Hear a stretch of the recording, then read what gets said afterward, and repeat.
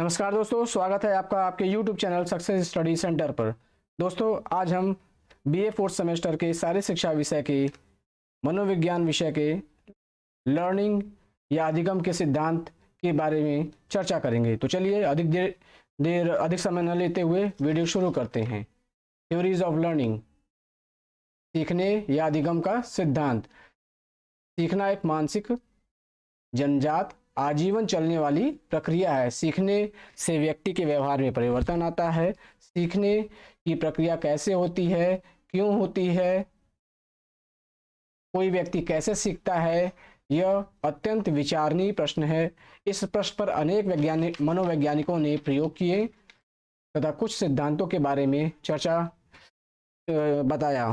प्रत्येक सिद्धांत अपने ढंग से सीखने की प्रकृति पर प्रकाश डालते हैं और इन्हीं सिद्धांत के आधार पर सीखने के नियम और तकनीकों का निर्माण होता है। सीखने के कुछ प्रमुख सिद्धांत निम्नलिखित हैं। सबसे पहला, यहाँ पे हम सीखने के कुछ सिद्धांतों के बारे में हम देखते हैं। जैसे कुछ प्रमुख सिद्धांत यहाँ पे दिए हैं। नंबर 1 पे थ्योरी ऑफ इनसाइट या अंतर्दृष्टि या सूझ का सिद्धांत, जिसे कोहलर ने बताया था। दूसरा है ट्रायल एंड एरर, प्रयास एवं त्रुटि का सिद्धांत, जिसे थॉर्नडाइक ने बताया था। तीसरा है कंडीशंस रिस्पांस थ्योरी या CR थ्योरी भी कहते हैं इसे अनुबंध या प्रतिबद्ध अनुक्रिया या थ्योरी कहते हैं, इसे इवान पावलोव ने बताया।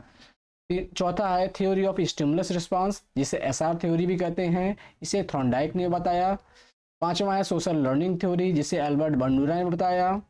छठवां है थ्योरी ऑफ रीइंफोर्समेंट, जिसे CI हल ने बताया। सातवां है ऑपरेंट कंडीशनिंग थ्योरी, जिसे BF स्किनर ने बताया। आठवां है कॉग्निटिव थ्योरी, जिसे जीन पियाजे ने बताया। आइए दोस्तों, आगे हम लोग बढ़ते हैं और देखते हैं यहाँ पे हम लोग मुख्य रूप से 3 थ्योरी के बारे में चर्चा करेंगे। उनमें से सबसे पहला है थ्योरी ऑफ इनसाइट, अंतर्दृष्टि या सूझ का सिद्धांत।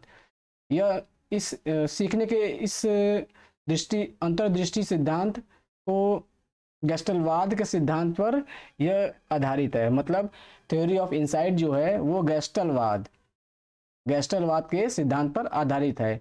गेस्टलिज्म जर्मन शब्द है। शब्द गेस्टॉल से बना हुआ है, जिसका अर्थ आकृति से पूर्णता है। मतलब गेस्टलवाद जो है वो गेस्टलिज्म शब्द से बना है। गेस्टलिज्म जर्मनी शब्द है और ये गेस्टाल से इसका क्या अर्थ होता है? आकृति की पूर्णता से। गेस्टलवाद के जनक मैक्स बार्दिमर हैं। मतलब गेस्टलवाद के जनक मैक्स वर्दिमर हैं। फिर गेस्टलवाद इस बात पर जोर देता है कि किसी चीज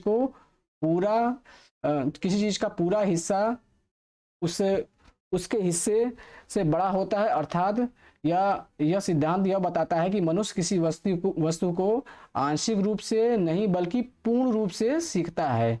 अगर वो सीखता है तो पूरे तरीके से सीखता है, आंशिक रूप से नहीं सीखता है। अंतर्दृष्टि या सूझ का सिद्धांत एक मानसिक योग्यता, मेंटल एबिलिटी के ऊपर मतलब ये निर्भर करता है, जो मनुष्य व उच्च श्रेणियों के पशुओं में पाई जाती है। और यह मेंटल जो है एबिलिटी जो है वो केवल किसमें पाई जाएगी? मनुष्य के अंदर या उच्च श्रेणी के पशु जैसे चिंपांजी, इसके अंदर पाई जाती है। इसके द्वारा किसी समस्या का हल तुरंत या अचानक से आता है। इस थ्योरी में ये बताया गया है कि ये जो समस्या का हल इस थ्योरी में किया जाता है कि उसमें अचानक से या तुरंत उसका उपाय आता है उस समस्या का। तो कोहलर ने अपने प्रयोग में एक चिंपांजी का प्रयोग किया जिसका नाम था सुल्तान। उस चिंपांजी को कमरे में बंद कर दिया उस कमरे की छत पर क्या किया गया? एक केले को क्या किया गया? लटकाया गया। और उस चिंपांजी उस केले को पाने के लिए क्या किया? उछल कूद करने लगा। वहीं कमरे पर एक तरफ लकड़ी का बॉक्स रखा था। इस केले को इतना ऊपर लटकाया गया था कि वो आसानी से उसको जंप करके या उछल करके न पा सके। कमरे में एक तरफ लकड़ी का बॉक्स रखा गया था। शुरुआत में चिंपांजी खूब प्रयास करता है, लेकिन उस प्रयास में वो सफल नहीं हो पाता है। चिंपांजी ने अचानक बॉक्स को देखा और उसे विचार आया अचानक से जैसा कि पहले बताया गया है कि गेस्टलिज्म इस थ्योरी में क्या होता है, विचार अचानक से आता है, उस समस्या का समाधान अचानक से आता है। और लकड़ी के बॉक्स पर को रख कर केले को वो क्या चिंपांजी क्या पा गया और उसे खा लिया। तो चिंपांजी ने बॉक्स को लगाकर केले को प्राप्त कर लिया। इस प्रकार कोहलर ने निष्कर्ष निकाला कि सूझ के द्वारा व्यक्ति अपनी समस्या को हल कर सकता है।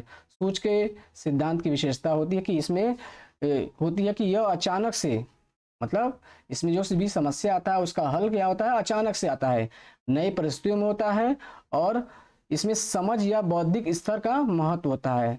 इसमें समस्या का समाधान सरलता, सहजता और बिना त्रुटि के होता है। इसमें आयु तथा अनुभव का भी महत्व होता है। अगला थ्योरी है ट्रायल एंड एरर या प्रयास एवं त्रुटि का सिद्धांत। इस थ्योरी को 1898 में थॉर्नडाइक ने दिया था। इस प्रयोग को थॉर्नडाइक ने चूहा, बिल्ली, मुर्गी आदि पर किया।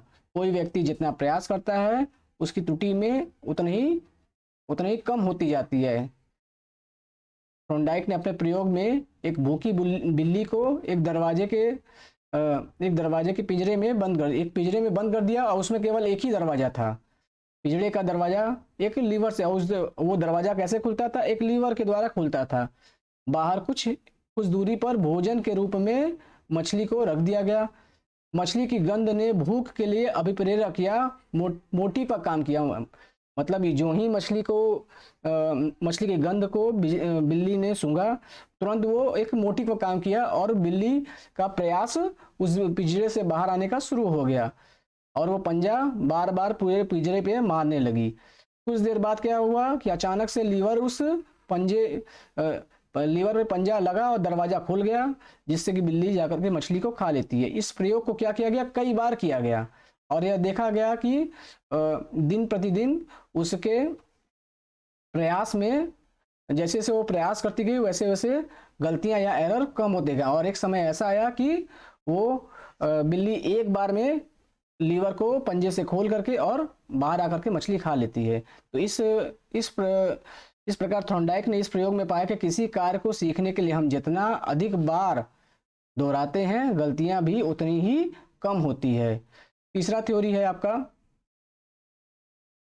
कंडीशन रिस्पांस थ्योरी, अनुबंधित या प्रतिबंध अनुक्रिया।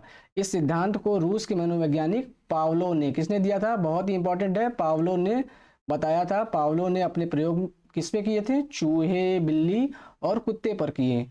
यहाँ पर पावलोव द्वारा कुत्ते पर किए गए प्रयोग के बारे में जानेंगे हम लोग। पावलोव ने इस प्रयोग के लिए एक भूखे कुत्ते को मेज से बांध दिया, और इस कुत्ते के गले पे ऑपरेशन करके लार की ग्रंथि से क्या किया गया, एक नली को जोड़ दिया गया, जिससे कि लार को एक सैंपल के रूप में एकत्रित किया जा सके।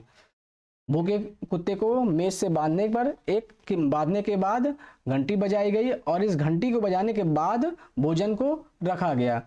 भोजन को देखते ही कुत्ते के मुंह में क्या आ गया, लार आना स्वाभाविक था, और ये लार आया। इस प्रकार इस लार की मात्रा को मापा गया। इस प्रयोग को कई बार दोहराया गया, और अंत में क्या देखा गया कि कुत्ते को भोजन न देखकर केवल घंटी बजाई गई तो भी कुत्ते के मुंह में लार आया। तो लार आया। इस प्रकार देखा गया कि भोजन जैसे प्राकृतिक उद्दीपक के अभाव में भी घंटी बजने पर कृत्रिम उद्दीपक का प्रभाव के कारण भी कुत्ते के मुंह में लार आया। जैसे स्वाभाविक अनुक्रिया व्यक्त की गई, इस प्रकार पावलोव ने सीखने के इस क्रिया को अनुबंधित द्वारा सीखना कहा। तो दोस्तों हमने आज लर्निंग थ्योरी के बारे में पढ़ा। उम्मीद है आपको वीडियो पसंद आया होगा। आप चैनल को लाइक करिए, शेयर करिए, सब्सक्राइब करिए। बहुत बहुत धन्यवाद।